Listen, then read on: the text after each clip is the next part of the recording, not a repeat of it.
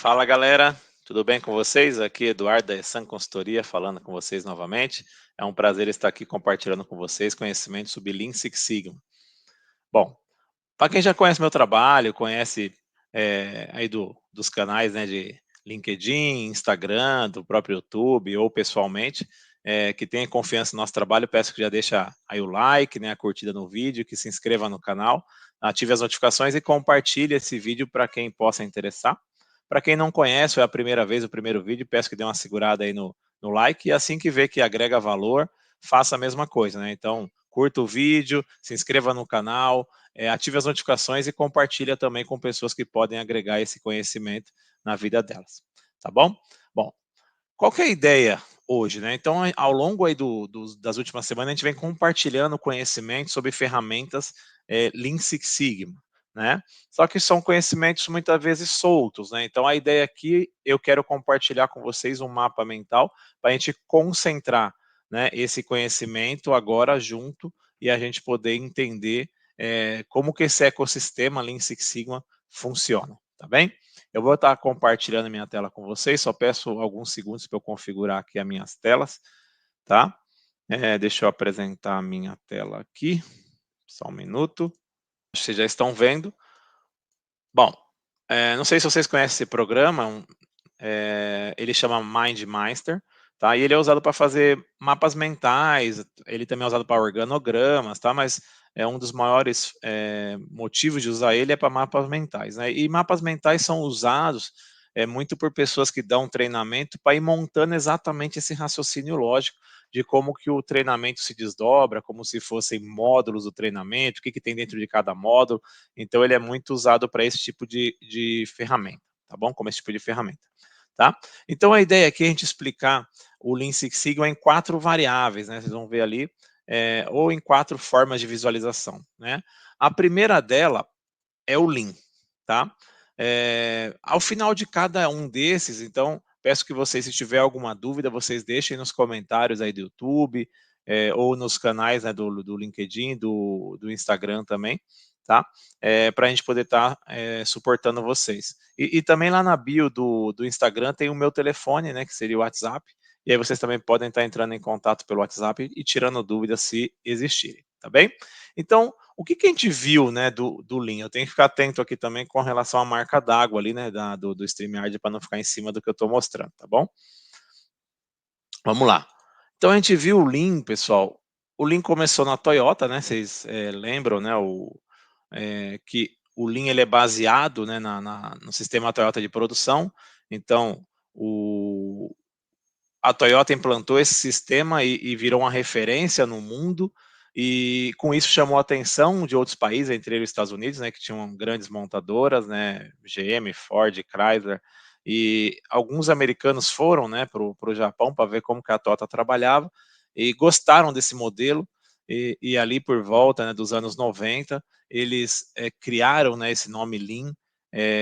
Se vocês lembrarem lá no post, né, a primeira vez que foi citado o nome Lean foi no livro A Máquina que Mudou o Mundo, né? Então eu coloquei lá num dos posts e começou essa máquina que é o Lean, né, que vem crescendo a cada dia e depois acabou sendo integrado também ao Six Sigma para unir as duas fortalezas da ferramenta, né? Também a gente viu que o Lean, que a gente chama de sistema Lean ou Lean System, ele divide em Lean Manufacturing e Lean Office, né? Então o Lean Manufacturing, vamos continuar aqui, pessoal. O Lean Manufacturing, ele é focado em áreas operacionais, né? Então, uma fábrica, então você vai lá na produção, quando você implanta Lean, você está implantando o Lean Manufacturing. Quando você fala de uma área, vamos falar, administrativa, você está implantando o Lean Office. Os princípios são os mesmos, né? Mas a área é totalmente diferente, né? Não tem como a gente comparar um escritório com uma área fabril em termos de execução das ferramentas e tipo de ganho que elas geram, tá? E quais são, né? Não sei se vocês lembram. Então, a gente tem princípio e o principal ponto, né, do Lean, ele é focado na eliminação de desperdício, né? O Lean, o sistema de produção, ele é focado na eliminação de desperdício. Quais são esses princípios, né? Então, valor, que a gente comentou, né, sobre valor, que só o cliente pode definir valor. Existe 3 tipos de valor, não sei se vocês vão lembrar, né? Tem o valor agregado, que é aquilo que o cliente está disposto a pagar. o valor não agregado, porém necessário, que o cliente não está disposto a pagar, mas você não tem como tirar do produto. Um exemplo é frete, por exemplo. Você não tem como tirar o frete, né? E o cliente não quer pagar por aquilo, muitas vezes, mas o produto não tem como sair de um depósito, né, de um centro de distribuição e chegar na casa do cliente sem ter o frete, né? Cadeia de valor, né? Então, aqui a gente falou, né, que seria você entender quais são os passos, né, que agregam valor do processo, né, e enxergar quais são os desperdícios e eliminar esses desperdícios. O fluxo, né, que seria o terceiro princípio. Então, depois que você enxerga, né, qual é o valor, agregado ou não agregado, você mapeia essa cadeia, elimina desperdícios. Agora que está tudo, vamos falar, normal, sem desperdício, você cria um processo que tenha fluxo, né, sem interrupções, sem paradas, né, sem esperas, né? Então, esse seria o terceiro princípio. Depois você tem o princípio do sistema puxado, que a gente viu que é o cliente demandando os processos anteriores, né, e não a gente empurrando o produto, né, para o cliente. A ferramenta tem uma ferramenta, né, que chama Kanban aí dentro, né, mas existem outros sistemas também que operam dentro do sistema puxado, tá? E o último princípio é a perfeição. Então, a gente viu dentro do Lean a busca, né, do zero defeito, zero desperdício, zero acidente, zero quebra. Então, ele tem uma série de, vamos falar, buscas pela perfeição, né? E a ferramenta que mais é usada aí, né, que seria uma filosofia, é o Kaizen, né? Onde você melhora um pouquinho todo dia, então você está sempre em busca dessa perfeição. Nunca tá bom, né? Tem até uma frase bem famosa que eles dizem, né, que hoje melhor do que ontem, amanhã melhor do que hoje, né? Então, para que isso seja verdade, a gente tem que estar em constante evolução, né? De todos, né? De pessoas, de processos, de produtos, de tudo, né? Todas as áreas, né? E assim por diante. E quais são, né, os desperdícios, né, que o Lean aborda, né, que ele trata? Então a gente tem 7 desperdícios, tá? Vou tentar colocar aqui para não ficar em cima da marca d'água. A gente tem o desperdício de superprodução, tá? Transporte, processamento excessivo, né? Movimentação, espera, defeito, né, correção e estoque, tá? Então aqui é muito importante, a gente pode falar bem rapidinho. Então, superprodução é como se você produzisse mais do que o seu cliente quer, antes do que ele quer, é, em quantidade diferente do que ele quer, né? Então, está muito ligado ao conceito do JIT, né? Do Just in Time, né? Que ele quer receber naquela quantidade, aquele produto que ele comprou na hora certa, na quantidade certa e com a qualidade requerida. Então, toda vez que eu quero ser mais rápido, produzir mais do que o cliente quer, eu estou cometendo um desperdício de superprodução. Ele está em primeiro porque ele gera todos os outros 6, né? Então, ele gera o que vocês estão vendo na tela aí como um todo, tá? Transporte, então, transporte é um desperdício. O problema não é você transportar o produto. A diferença de transporte e movimentação é que por exemplo, tem uma máquina, por exemplo, que pode ser um carrinho hidráulico, uma empilhadeira, não sei, né? Qualquer coisa que está um equipamento movimentando, e movimentação é mais voltada a pessoas, né? Mas o que a gente tem que pensar quando a gente pensa tanto em transporte quanto em movimentação? Se a gente pensar num fluxo sentido ao cliente, então, por exemplo, o processo começa e ele tem um fim, né? Se a gente pensar que a pessoa vai movimentar e transportar sempre sentido ao cliente, esse transporte não é desnecessário, essa movimentação não é desnecessária. Mas, por exemplo, você produz o produto e volta para o estoque porque faltou uma operação. Você produz o produto e volta, deixa de lado ali porque quebrou a ferramenta. Você faz um produto, deixa de lado porque apareceu uma prioridade maior do que aquela que está produzindo, e aí você pega aquele que estava produzindo e leva para um outro lugar, para o estoque. Esse transporte, essa movimentação é desnecessária, né? Processamento excessivo, então é fazer tudo aquilo que o cliente não enxerga valor.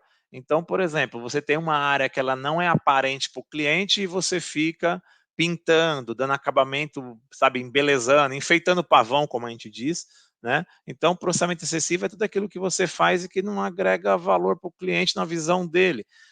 Você vai, por exemplo, vamos pensar num eletricista, ele vai fazer uma emenda de fio, ele passa lá, sei lá, 2 voltas de fita isolante e o outro passa 20 voltas de fita isolante. Não precisava de passar 20 voltas, isso é um desperdício, né? como um todo, e gera um processamento excessivo.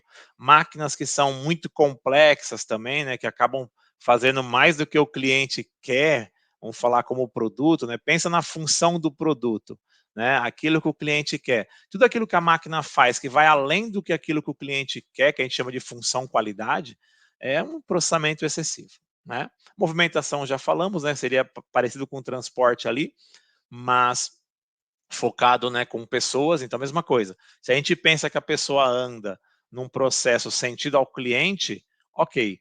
Mas toda vez que ela anda para fazer algum tipo de retrabalho, para buscar um produto que poderia estar perto dela, tudo aquilo que é movimentação pessoal é um desperdício de movimentação, tá? Espera, né? Então, espera é uma das mais comuns, né? Então, pensem, por que que o operador pode esperar? Ah, o operador pode esperar porque, o operador ou a máquina, né? Pode esperar porque está faltando peça, então a logística está trazendo a peça. Ah, pode esperar porque deu um problema de qualidade, está tendo uma troca de lote. Então, assim, toda vez que o processo para e espera alguma coisa, o famoso gargalo, né? Então tem uma parte da máquina que é mais lento e as partes mais rápidas param, por exemplo, porque não tem buffer, por exemplo, né? Então isso também é um tipo de desperdício conhecido como espera, tá? Defeito, correção, acho que esse é o mais comum, né? O mais famoso aí, né? Então fácil de ver, todo lugar que você vê um posto de retrabalho, ali é um desperdício puro, né? Quando você vê uma área, por exemplo, que tem refúgio, ali provavelmente passou por alguma tentativa de retrabalho e está associada a um defeito. Então, o tanto o defeito em si quanto a tentativa de correção é um desperdício, tá bom? E o estoque, né? O estoque, esse é um dos mais polêmicos, né? Porque principalmente o pessoal de logística, né? Que enxerga o estoque como um investimento muitas vezes, né? Mas o estoque ele é considerado um desperdício. Não tem como operar sem, tá, pessoal? Não consigo zerar o estoque, né? Eu consigo fazer artifícios para tentar diminuir o estoque na borda de linha, mas dificilmente eu consigo zerar o estoque. Mas quando a gente fala de desperdício, só que é aquele estoque excessivo, onde pode gerar transporte, porque não cabe na borda de linha, então gera um transporte para guardar em algum outro lugar. Ele pode gerar defeito, né, porque pode danificar o produto. Ele pode gerar movimentação do operador e assim por diante. Pode gerar espera, né, porque eu levo para algum lugar, depois alguém tem que trazer. Se aquela máquina não estiver disponível para trazer, a operação vai acabar esperando. Então, o estoque ele é um mal, né, vamos falar assim, muitas vezes necessário, mas ele não deixa de ser um estoque, tá? E lembrando que aqui a gente está falando de um estoque excessivo, né, não do estoque em si, tá bem? Tudo bem, pessoal? Aqui a gente encerra então a parte do Lean. Eu vou diminuir um pouco aqui para vocês verem, tá? Então aqui nós encerramos a parte do Lean. E aí, como a gente tinha combinado, se vocês ficarem com alguma dúvida, por favor, deixem nos comentários para que a gente possa depois estar explicando para vocês, tá bom? Eu vou fechar aqui para a gente conseguir vendo de uma forma mais visual. Depois eu abro todos para vocês verem o tamanho do mapa mental que a gente está montando. Quando a gente fala aqui para o 2, é o 6 Sigma, né? Então, dentro do 6 Sigma, então a gente viu que a gente foi no 1, no Lean, e agora a gente abriu para o lado de cá o 6 Sigma. Lembrando que na prática, essas duas ferramentas elas operam juntas, né? Ambas querem trazer satisfação para o cliente, né? Ambas querem resolver problemas, né? Eu diria que o foco lá do lado de lá está em desperdício, e quando a gente pensa em linha, eu sempre penso muito em tempo, então fazer as coisas mais rápidas, corretas da primeira vez. Então, eu penso sempre em tempo, em lead time, em tempo de ciclo, né? Quando a gente pensa no Six Sigma, eu sempre penso muito pelo lado de qualidade, variabilidade, né? Fazer um processo mais estável, mais previsível. Então, o Six Sigma tem muito essa característica de deixar um processo mais previsível ao longo do tempo, né? Que isso é muito comum quando a gente pensa em especificação, quando a gente pensa em qualidade, quando a gente pensa em engenharia, né? Então, a gente tem muito essa questão de qualidade intrínseca ao produto, né? Então, vamos lá. O que a gente viu, né, de Six Sigma? Bom, a gente viu que ele começou lá na Motorola, nos Estados Unidos, nos anos 80 ali. Se vocês procurarem história, vocês vão ver que a Motorola criou, mas ela não usou muito essa metodologia. Até usou no começo, mas depois acabaram não usando muito. E aí algumas pessoas, vamos falar assim, saíram da Motorola e montaram o que hoje é a academia, né, Seis Sigma, hoje é a academia Lean Six Sigma, na verdade, e as grandes referências, na verdade, do Seis Sigma, que usaram lá desde o começo, que acabaram difundindo essa cultura para o mundo inteiro, é a GE, né? Acho que muito forte, a Light Signal também, é, algumas montadoras também no começo usaram muito, Dupont, 3M, todas elas são referência, né, no uso da metodologia Seis Sigma lá no começo, né, como aqueles primórdios lá que depois acabaram expandindo essa ferramenta para o mundo. Um ponto que eu não comentei lá nos meus posts, tem dois tipos de Seis Sigma, um que chama DMake, esse eu comentei, e um que chama DMADV, tá? Qual que é a diferença? Nós vamos ver daqui a pouco, tá bom? Então vamos só ver aqui primeiro essa questão da Motorola. Então ela tem princípios, assim como a gente viu lá os princípios do Lean, e o foco é na variabilidade, como eu acabei de comentar.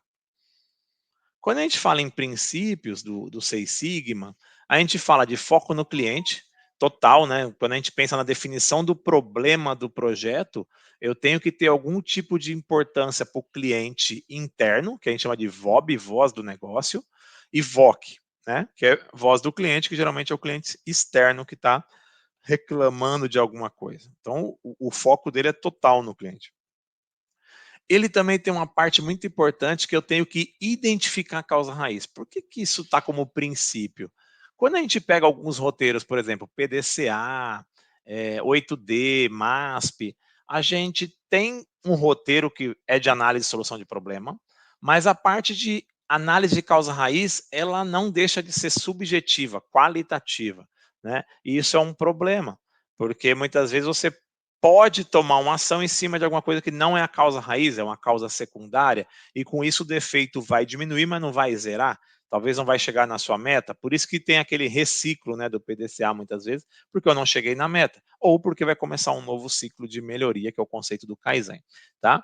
Mas quando a gente fala de Seis Sigma, o Seis Sigma, quando chega na parte de analisar a causa raiz, ele tem, vocês vão ver daqui a pouco ali, ele tem divisões clássicas, de identificação de causa raiz, né, no caso de causa potencial, né, então o desenho seria um funil, se a gente fosse pensar, né, então eu tenho que encher a boca do funil com causas potenciais, depois ele tem ferramentas para estar priorizando as causas potenciais mais prováveis, né, vocês vão ver também dali alguns tipos de ferramenta, né, e depois ele tem uma parte de filtro, né, de validação de causa, aí sim, causa raiz, né? E o que que ele usa para isso? Estatística, né? Então, a gente usa o que a gente chama de significância estatística para falar se uma causa é causa ou se ela não é causa, né?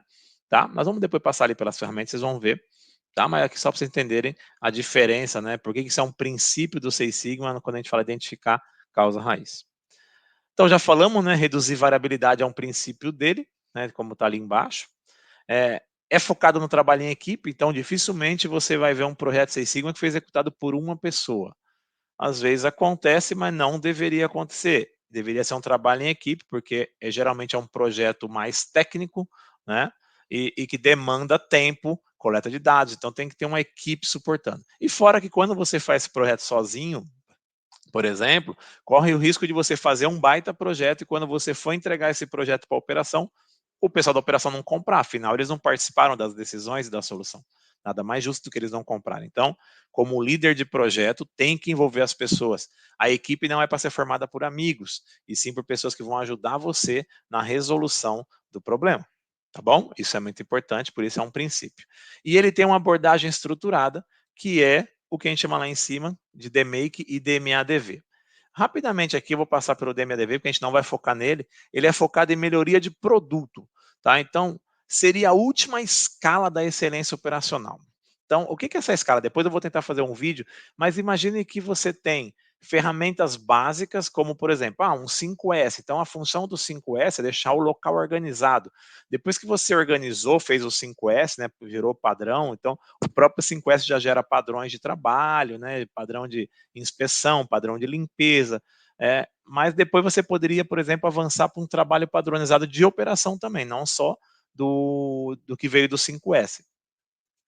Depois que você fez isso, né, então você tem uma área organizada, limpa, você tem instruções de trabalho para que as pessoas executem igual, você poderia implementar gerenciamento visual. Então, são ferramentas que a gente chama de ferramentas de base, né? Que muita gente reclama, mas isso está dentro do Lean. Tudo bem, mas independente de estar dentro do Lean, não está dentro do Lean, são ferramentas que você deveria implantar antes. E eu diria que muitos projetos seriam evitados se você fizer essas ferramentas antes, né? Ou seja, não gastar tempo fazendo projetos se você tem coisas que você já sabe a solução, né? Então, quando você implanta essas ferramentas, você pode eliminar potenciais projetos, porque nosso foco não é no projeto, né? E sim na solução do problema. Tá bom? Beleza? Tudo bem? Então, aqui nós temos o DMake. Antes de falar do DMake, então, deu para todo mundo entender, né? Aqui é a melhoria no produto, tá? O DMake, vamos lá, só para abrir aqui rapidinho, é melhoria de processo, né? Então, esse é mais comum na indústria, né? Então, imagina como eu estava falando, ferramentas de base, depois eu tenho toda a parte de ferramentas Lean, e com isso eu eliminei, sei lá, 80% dos problemas, vamos imaginar. Então, quando eu implantar as ferramentas de base, né? Vamos pensar, Kaizen, PDCA, MASP, 8D, 5S, trabalho padronizado, gerenciamento visual, todo o Lean, vamos falar assim, as outras ferramentas do Lean, vamos dizer que a gente eliminou 80% dos problemas com essas ferramentas. Vai sobrar 20%. Então, pensem, são 20% que não foram resolvidos com ferramentas, muitas vezes, técnicas, pesadas.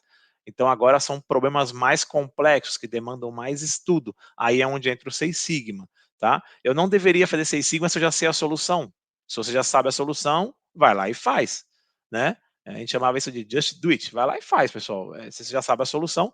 Seis Sigma é aquilo que eu já tentei eliminar o problema através de outras ferramentas e nunca consegui. E aí eu implanto o roteiro DMake ou DMADV, vocês vão entender o que é, para tentar eliminar esse problema. Tá? Então, depois que eu fiz toda essa parafernália de ferramentas até eu implementar o Lean completo, eu teria projetos de make, né, que seriam projetos focados em processo.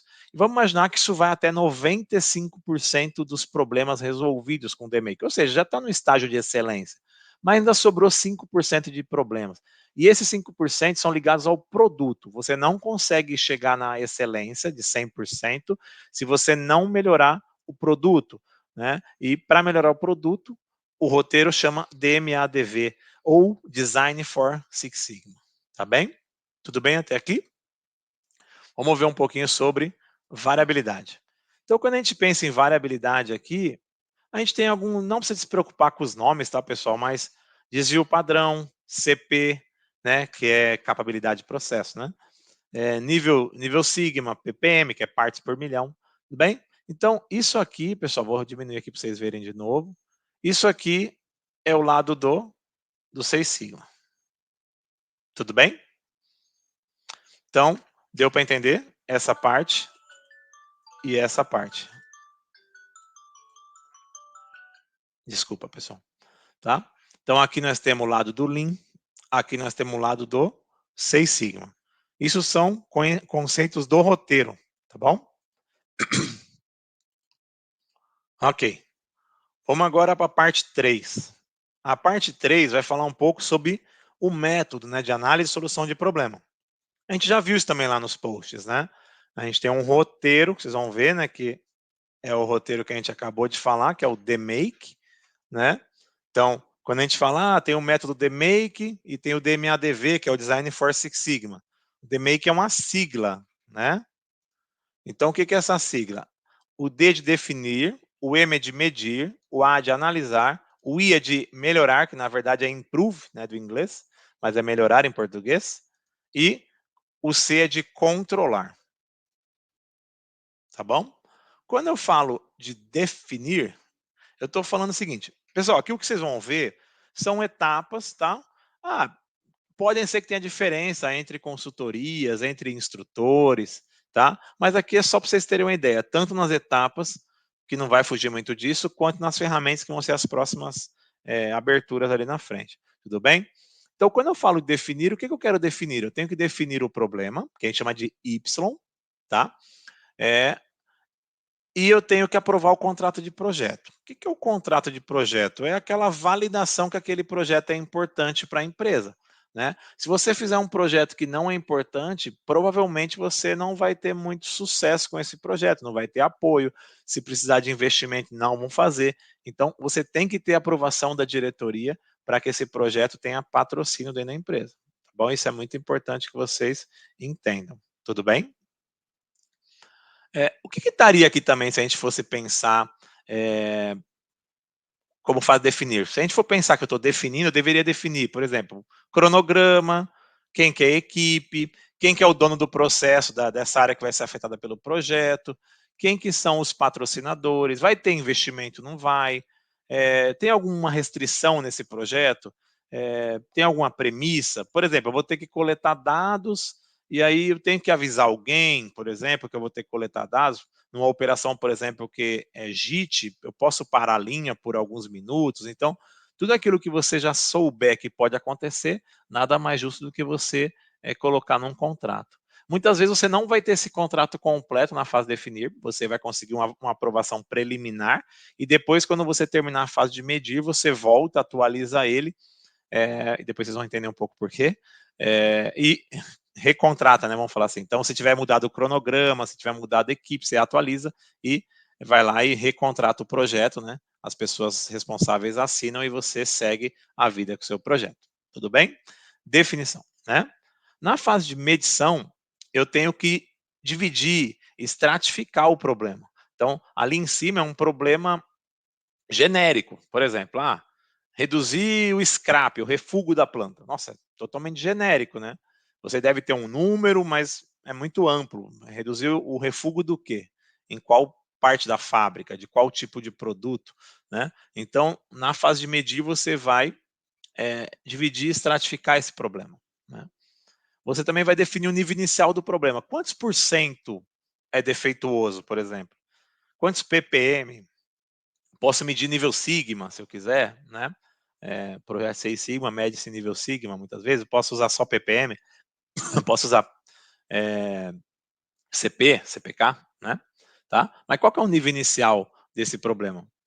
E também é fase da função de medir, né? Na fase de medir, definir a meta do projeto. Então, assim, tá bom, você sabe onde você está agora, através dos passos anteriores, e onde eu quero chegar.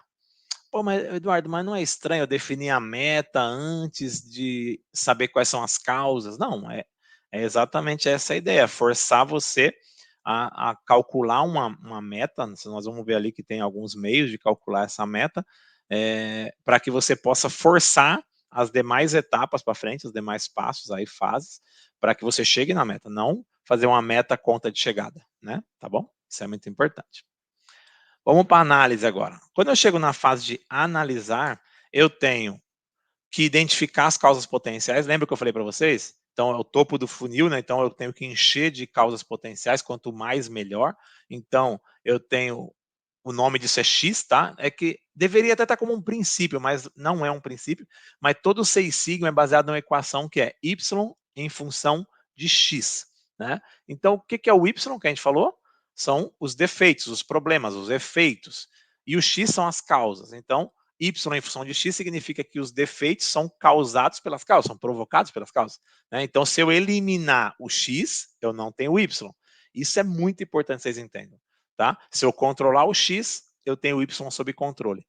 E não atuar no Y. Muitas vezes as pessoas atuam no Y, né? Isso basicamente é enxugar gelo, né? Atuam implantando contenção no Y, embarque controlar 2, 3 vezes no Y, mas esquece de eliminar o X por desconhecimento ou porque é caro, mas isso não resolve o problema e acaba gerando um custo e alta variabilidade do processo, porque em algum momento alguma peça vai passar por esse controle e vai chegar no cliente e vai gerar insatisfação, recall, retrabalho, devolução e assim por diante. Tá bom?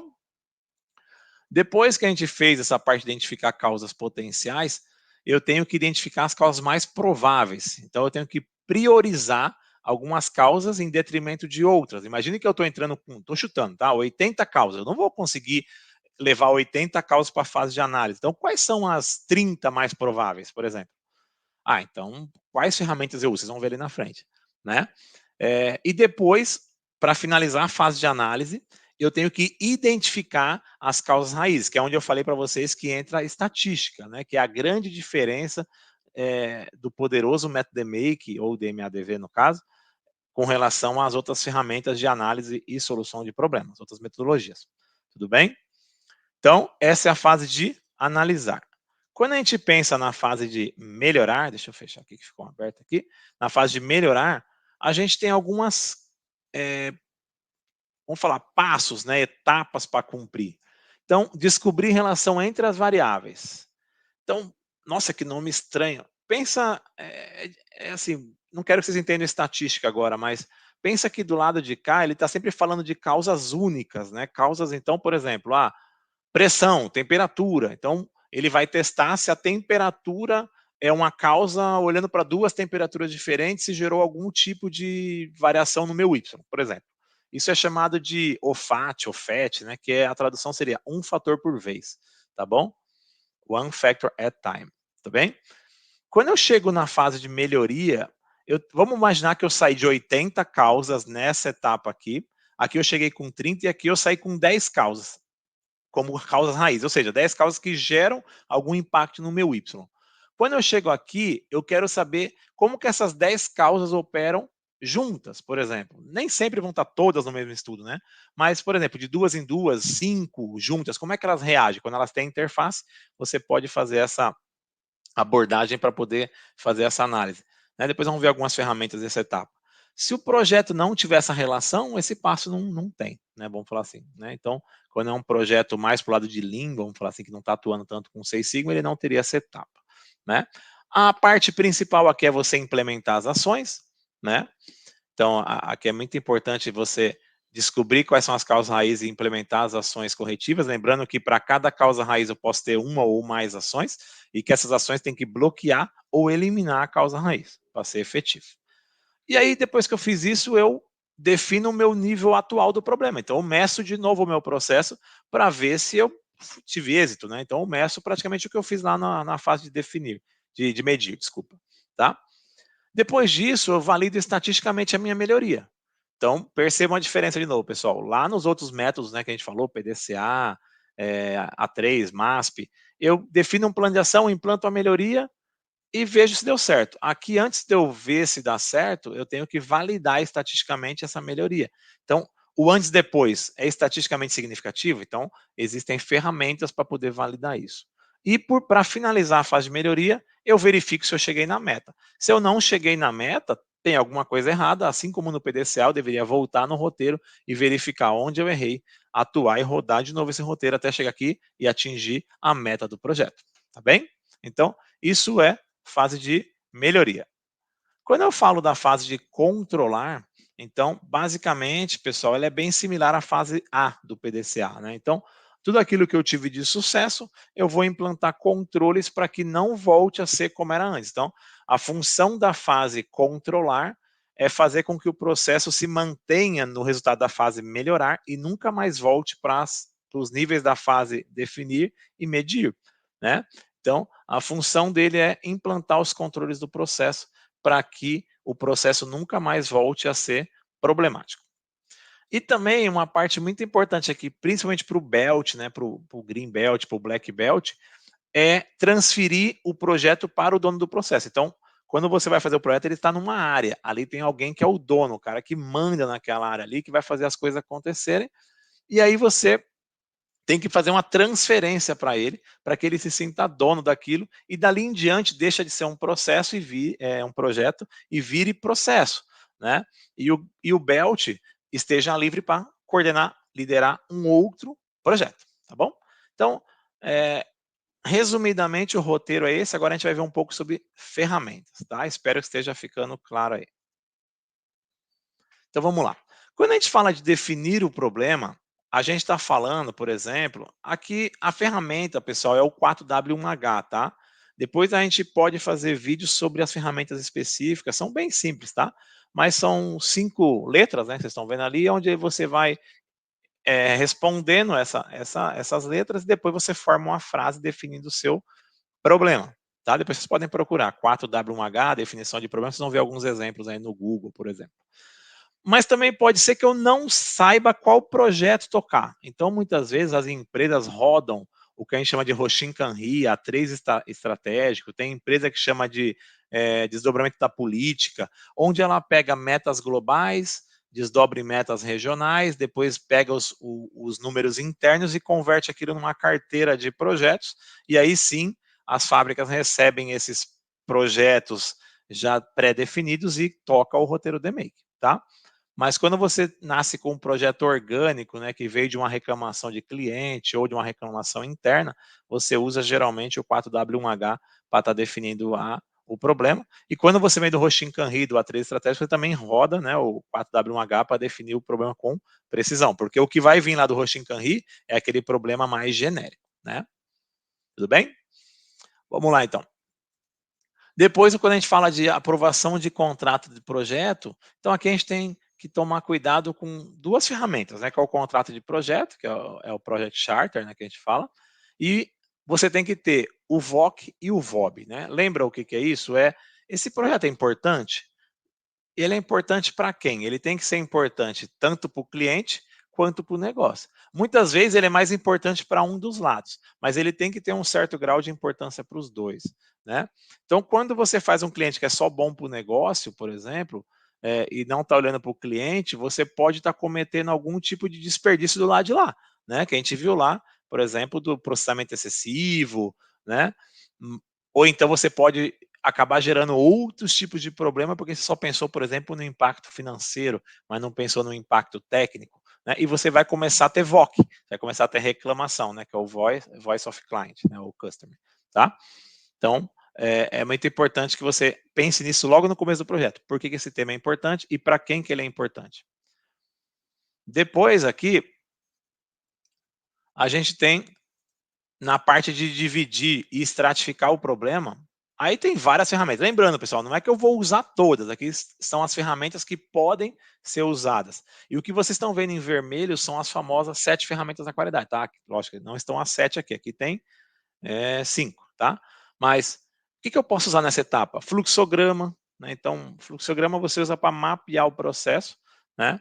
Então, fluxograma é uma ferramenta que pode ser usada aqui. O CIPOC, que é parecido, né, com o mapa de processo, vamos falar assim, na essência, mas que na realidade ele tem só a coluna P, né, que é o processo que seria a alusão ao fluxograma.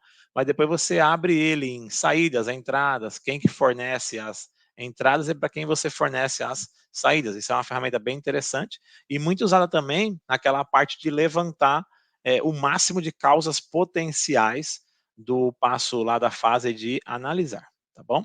O VSM, que é um outro tipo de mapeamento, né, que aí é um mapeamento de fluxo de valor, uma ferramenta Lean, né? Posso usar a folha de verificação, geralmente eu uso, né, porque eu tenho que coletar dados. Muitas vezes o pessoal vai com um caderninho ali, marca os dados também, mas quando você delega para alguém coletar os dados, né, o Belt pode fazer isso, até lembrando que existe uma figura no grupo, que é o Yellow Belt, que ele é treinado para participar de equipes e ajudar o Green Belt, Black Belt na coleta de dados, né, no suporte geral ao projeto. Né? Então, muitas vezes você tem que criar uma folha e explicar para ele como que ele coleta esses dados. O gráfico de Pareto. Então, o gráfico de Pareto, eu acho que aqui é um dos mais usados, junto com o fluxograma. Tá? Histograma, né? Então, o histograma, todo mundo confunde ele com o Pareto, ele parece, né, mas não tem nada a ver uma coisa com a outra. Pareto é uma ferramenta para dados de atributo, né? Não se preocupem com isso, é só um termo, né? E histograma para variáveis, né? Então, são bem diferentes a função das ferramentas. A única semelhança é que ambos são gráficos de barras verticais, tá? Mas, tirando isso, não tem nada a ver um com o outro, né? O gráfico de dispersão, que a gente viu lá nos posts, que ele está associado a um conceito chamado correlação, ou até regressão também, né, mas associado ao conceito de correlação. E aqui eu também posso rodar uma análise de 7 desperdícios. Né? Então, quando eu vou lá entender o problema, se for mais para o lado de Lean do que de 6 Sigma, ou se couber uma análise, eu posso fazer uma análise de 7 desperdícios. Quando a gente fala de definir o nível inicial, eu estou falando aqui que seria mais de capabilidade do processo, tá? Que não necessariamente precisa ser um estudo de capabilidade, né? Quando a gente falou de CP, CPK, nível Sigma, PPM, mas o ponto aqui, pessoal, é importante, eu tenho que ter um nível inicial de problema, e aí vocês colocam na unidade vamos falar de onde vocês trabalham, mas o ideal é que tivesse, né, essa visão de nível sigma, ppm, percentual, CP, CPK, alguma coisa assim, né? Mas um ponto importante que está aqui em cima é a questão do MSA. MSA significa análise do sistema de medição. É, essa ferramenta, pessoal, é muito importante e muitas vezes ela é negligenciada tanto pelo Belt quanto pelas consultorias, pelas empresas. O que seria isso? Imagine que você está fazendo um projeto onde o problema que o cliente está reclamando está numa área onde se usa um instrumento de medição. Por exemplo, tá bom? Um instrumento de medição qualquer, um paquímetro, uma um micrômetro, sei lá, um velocímetro, manômetro, qualquer instrumento que vocês podem pensar de medição. Imagine que esse instrumento não está calibrado, por exemplo. Então, o cliente está reclamando. Você usa aquilo para falar que está bom ou está ruim, e aquilo não está calibrado. O MSA vai muito além da calibração, né? Então, as ferramentas mais comuns do MSA é RR, que a gente chama, que é repetibilidade e reprodutibilidade. A gente tem análise de tendência, análise de linearidade e tem estabilidade, estudo de estabilidade. Então, assim, tudo isso faz parte de MSA. Precisa de rodar todos? Não, né? Mas você tem que olhar o sistema de edição, não pode ir lá e fazer um projeto e falar, nossa, tá tudo bem, vou pegar meu dado aqui, o cliente reclamando e você falando que tá bom. Não, esse projeto não é importante, tá tudo certo, tá perfeito, e o cliente na outra ponta reclamando, porque deve ter algum motivo, né? Tá? Então, por isso que eu trouxe aqui, a ferramenta aqui seria a capabilidade de processo, que é o nível inicial do problema, mas não podemos esquecer que eu tenho que garantir que esse sistema de medição é confiável e bom. Definir a meta do projeto. Então, aqui a gente tem o que a gente chama de meta smart, né? Então, o smart ali, não sei se vocês já ouviram falar, mas se vocês pesquisarem aí no Google também, vocês vão ver que é específico, mensurável, alcançável, relevante e temporal, né? Tempo, né? A última é o T de tempo ali, tá? E no meu aprendizado, né? Eu aprendi Seis Sigma com a Academia Seis Sigma, e eles falavam muito de uma regra 50-90 para simplificar a meta. Então, se o meu nível Sigma, né, tivesse menor do que 3, lembrando que o 6 Sigma é o ideal, né? Mas se ele tivesse menor do que 3, meu nível Sigma inicial, que eu defini nessa etapa aqui, eu tinha que reduzir o ppm em 90%. Se ele tivesse maior do que 3, ou seja, 3,01 já é maior, eu tinha que reduzir o meu ppm inicial, partes por milhão, em 50%. Tá bom? Também pode ser uma regra. Mas lembrando, pessoal, se eu usar a regra 50-90, não impede da regra não ter que ser smart. Então, ali, por exemplo, se eu colocar 90% de melhoria porque meu nível sigma é muito ruim, é alcançável? Se não for alcançável, não adianta, você não vai chegar na meta e não vai ser certificado, né? Porque você certificado tem que ter um projeto que atingiu a meta. Não é só executar qualquer projeto que é certificado. Não, tem que ter um projeto que trouxe resultado, que chegou na meta, tá? Então, o fato de usar a regra 50-90 não, vamos falar assim, impedia da meta ser smart, tá? Por experiência própria, mesmo projetos que eu fiz que a meta foi de 90%, todos eles chegaram. Tá? Por quê? Porque é mais fácil você melhorar um processo que está com 2 sigma do que melhorar um que está com 4 sigma e meio. Né? Vamos lá, pessoal. 4 sigma e meio é bom, né? Lógico, eu quero chegar no 6 sigma, tá? Mas 4 sigma e meio é bom. Você vai lá e fala, vou melhorar 90% disso, do ppm de 4 sigma e meio. Tá? Isso fica para um outro vídeo, para a gente explicar quanto que é esse ppm, mas se vocês procurarem na internet, vocês vão achar aí correlação entre nível sigma e ppm, vocês vão ver quanto que entre 4 e 5 sigma, quanto que é o ppm. Tá? Então, não é tão simples você melhorar 50% de um número que já está 4,5 sigma, mas não é tão difícil melhorar 90% de um número que está 2 sigma, por exemplo. Tudo bem? Isso é muito importante que vocês entendam. Depois, quando eu entro na fase de analisar, eu tenho uma parte aqui, identificação de causas potenciais. Então, quando eu falo de identificação de causas potenciais, lembrando que aqui eu quero encher o topo do funil. E lembrando que eu falei que eu poderia usar o que eu trouxe lá do CIPOC, lá em cima. Não sei se vocês lembram do CIPOC, ele está aqui, ó. Por quê? Porque depois vocês vão ver que tem uma ferramenta chamada matriz de causa e efeito, né? Então, o efeito está associado às saídas, né? As causas estão associadas às entradas, né? Então, o CIPOC ele tem tanto entradas como saídas. Então, se eu fizer um bom CIPOC, eu tenho muita coisa para trazer aqui para o brainstorm. E no brainstorm eu posso descobrir mais coisas ainda, além do que aquilo que eu já tinha feito lá no CIPOC, né? CIPOC deveria ter mapeado tudo, mas pode ser que você descubra coisas novas aqui no brainstorm, tá bem? Outra ferramenta que é muito usada aqui é a espinha de peixe, né? O Ishikawa. Então, o Ishikawa ele é usado na parte de identificação. Qual que é a vantagem do Ishikawa? Você tem as classes, né, que a gente chama de 6Ms também, fica por um outro momento para falar de quais são os 6Ms, e você consegue agrupar aquelas causas que você identificou dentro do brainstorming em um dos 6Ms. Alguns lugares isso chama até afinidade, matriz de afinidade, que pode ser usada lá no começo, aqui também pode ser usado, né? Então é como se fosse afinidade. Essas causas aqui são do grupo máquina, que é um dos M's. Né? Essas causas aqui são do grupo método, que é um dos outros M's. Tá? E isso também pode ser usado aqui. Mas lembrando que a função aqui é trazer o máximo de causas potenciais, não deixar nada de fora, não esquecer nada. Tudo bem? Essa é a função. Depois eu vou identificar as causas mais prováveis. E aí eu uso matriz de causa e efeito, por exemplo, é uma ferramenta que é muito usada aqui. Então, essa matriz ela gera como se fosse uma análise de causas versus defeitos, efeitos, problemas, né? E você coloca uma nota ali, por exemplo, 1, 3, 6, 9, sendo que 9 essa causa provoca esse defeito e 1 ela não provoca, por exemplo. E depois, no final, ela gera um score, e esse score colocado em ordem decrescente forma como se fosse um Pareto, e aí aquelas causas que estão no topo do Pareto são as causas mais prováveis na visão daquele grupo, tá? E essas causas mais prováveis podem ainda ser trabalhadas através de um 5 porquê para tentar filtrar um pouquinho mais, né? Ou achar causas, subcausas, né? Que não, ou seja, que ela não era a causa raiz ainda, eu posso tentar puxar um pouco mais para tentar chegar um pouco mais naquela causa raiz através de um 5 porquês. Para depois entrar com menos causas na parte de identificação de causa raiz. E por que eu quero entrar com poucas? Porque aqui entra a parte estatística. E eu só quero fazer estatística daquilo que eu tenho quase certeza que é uma causa raiz. Aquilo que é trivial, que eu já sei que não gera, eu já quero ter tirado nesse momento de um projeto. Tudo bem? Então vamos lá. Quais são as ferramentas potenciais aqui? Lembrando, não precisa usar todas elas, tá? Para vocês não se assustarem. Nossa, eu vou ter que usar tudo isso num projeto. Não. Isso aqui são exemplos. Está faltando coisa aqui ainda e pode ser que você use uma delas só, tá? Então, teste de hipóteses, análise multivariável, a nova, né, que é a análise de variância, que quadrado, tá? São alguns exemplos, né?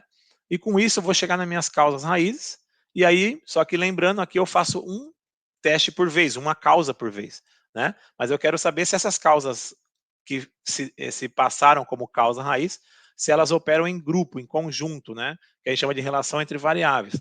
E aí, para isso, eu posso usar um DOE, que é projeto de experimentos, posso usar regressão simples, múltipla, logística binária, tem vários tipos de regressão. Posso usar um RSM, que é um método de superfície de resposta, são ferramentas avançadíssimas, tá? Eu vi bem poucos na prática, a maior parte que eu vi foram estudos acadêmicos. Na prática mesmo assim, de falar, nossa, eu vi num projeto, vi poucos, uma ou duas vezes no máximo, tá?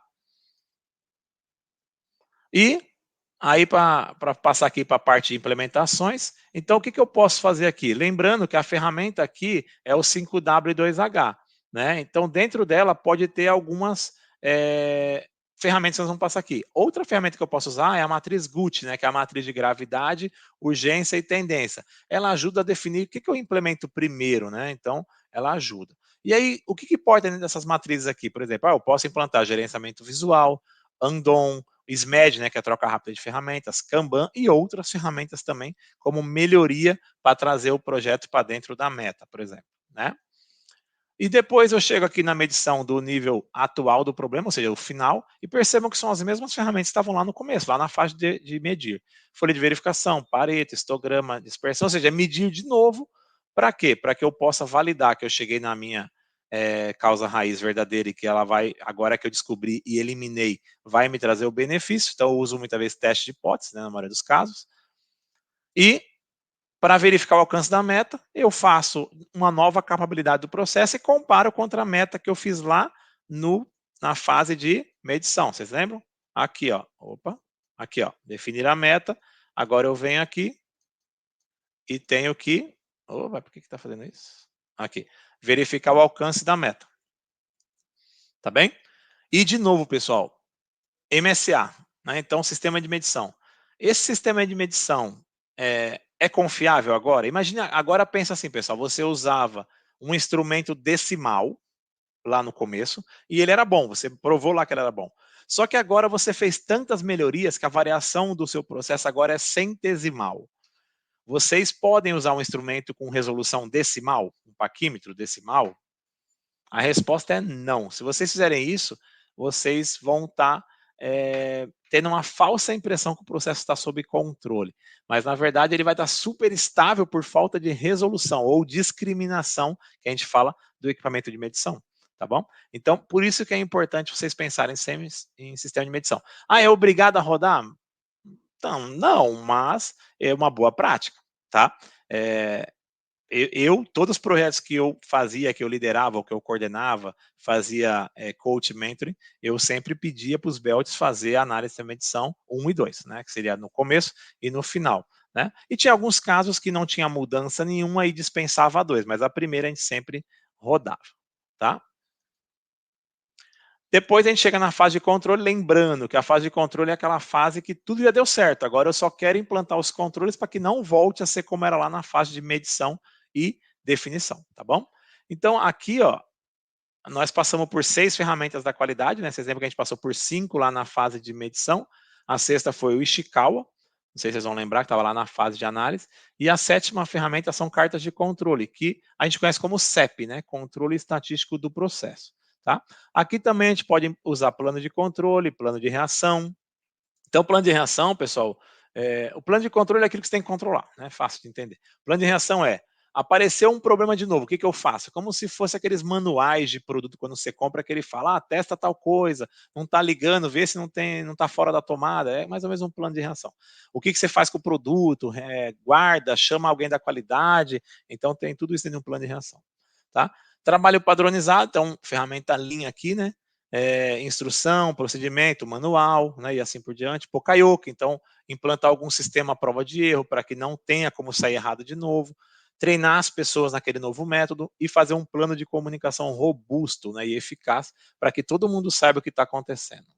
E para finalizar, como a gente tinha falado, eu tenho um métrico técnico financeiro do projeto, né? Então, o projeto, a maioria deles dá saving de alguma forma, né? Dá redução de custo, e aí você tem que mostrar quanto que é e validar isso com a controladoria, e faz um termo de transferência do projeto, treina o dono do processo no que ele tem que fazer, embora ele deveria estar participando de todo o projeto, ele sabe do projeto, ele faz parte da equipe muitas vezes, deveria fazer parte da equipe, né? Mas muitas vezes ele não consegue atuar, porque é uma pessoa que fica mais no chão de fábrica, você tem que estar sempre mantendo ele a par desse projeto, para que ele possa te ajudar quando você precisar, e também depois, quando você entregar o projeto, para que não fiquem te chamando toda vez que aparecer um novo defeito, ou que algum controle não foi feito e o defeito voltou a surgir, tá bem? Então isso, pessoal, é a parte de análise e solução de problema.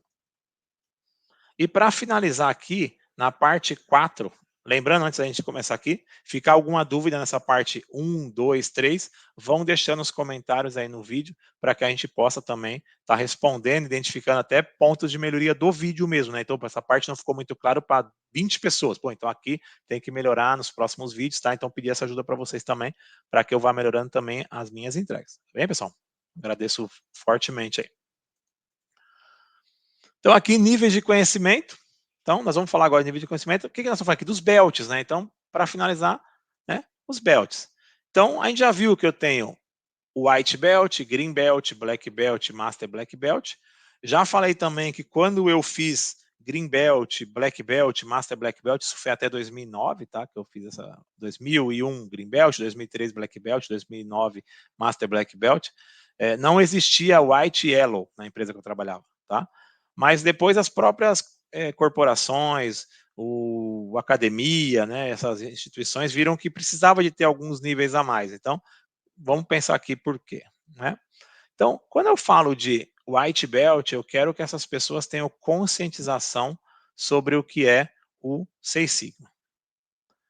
Então, não ensino ferramenta estatística, é só para ela saber o que é as fases, né, o que é esperado, né? O Yellow Belt ele já recebe um pouco de treinamento de ferramentas e o foco dele é a participação em equipes Lean Six Sigma. Aqui eu vejo muito erro, pessoal, de consultorias dando ferramenta mesmo aqui, mas não é função do Yellow Belt, cobrando muitas vezes projeto. Para mim também não é função de um Yellow Belt. Tudo bem, se for uma decisão da empresa, ok, mas não faz muito sentido, né? A função principal de um Yellow Belt é participar de equipes de projeto e suportar o Green Belt e Black Belt, que aí sim são líderes de projeto. O Green Belt, ele lidera projeto de baixa complexidade e ele é 10 a 30% dedicado a projeto. O Black Belt, ele é líder de projeto de alta complexidade, ele é 100% dedicado a projetos, ele cuida da capacitação local de White Belt, Yellow Belt e Green Belt, então ele faz toda essa parte de capacitação, e ele dá coaching e mentoring para projetos dos Green Belts, por exemplo, e outros tipos de projeto, que muitas vezes as empresas têm projeto Kaizen, vamos imaginar assim, projeto Just Do It, né, que são aqueles projetos mais simples, 8D, então muitas vezes ele dá suporte, ele tem capacidade para dar coaching e mentoring para esses tipos de projetos, tá bem? E o Master Black Belt, que seria o topo aí da hierarquia de conhecimento, né? Ele cuida do planejamento estratégico. Então percebam, pessoal, que ele não é voltado a projeto, né? Ele já foi, né? Porque teoricamente o Master Black Belt já foi Black Belt, que já foi Green Belt, né? Mas ele não é voltado a projeto, embora ele tenha forte conhecimento do roteiro de make, das ferramentas, por ele já ter sido Black Belt, Green Belt, ter rodado vários projetos, isso é o que deveria acontecer. Nem sempre é o que acontece, mas é o que deveria acontecer.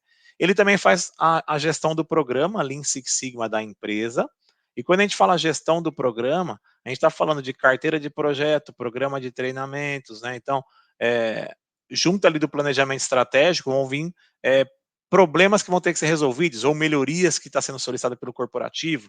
Então, aqui ele vai definir uma carteira de projeto e vai direcionar essa carteira de projeto para o Black Belt, onde ele vai definir qual projeto que ele vai liderar, ou qual que é o que a gente chama de projeto guarda-chuva, com vários projetos de Green Belt embaixo dele, para que os Green Belts liderem assim por diante. Depois ele dá a resposta aqui para o Black Belt, e o Black Belt reporta aqui para o Master Black Belt como que estão indo esses projetos, né? O Master Black Belt também é responsável pela capacitação dos Black Belts, então geralmente são programas regionais e não locais, né, Black Belts. Então, os Master Black Belts que faz essa capacitação, e toda a parte de certificação é feita pelo Master Black Belt, né? Isso é a teoria, né? Na prática a gente vê muitas vezes até Green Belt certificando, mas na teoria da academia, né, quem certifica é o Master Black Belt, né? Por todo o conhecimento que ele tem, né, e a capacidade de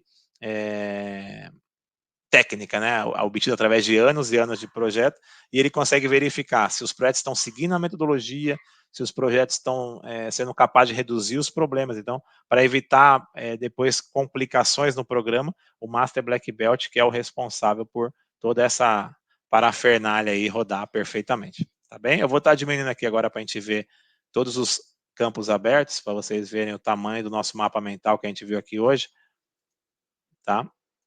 Eu acho que o mínimo que eu consigo aqui é 20%, eu não consigo menos do que isso, mas aqui dá para ter uma visão, tá? Então, Lean, né, o Seis Sigma está aqui, né? Tá aqui, ó, o Seis Sigma, né? Aqui está a parte de análise e solução de problema, né? Onde a gente viu o DMake rodando, com ferramentas, inclusive lembrando que não estão todas as ferramentas aqui. Vimos também as 7 ferramentas as 7 ferramentas da qualidade dentro do roteiro DMake, como que elas entram, né?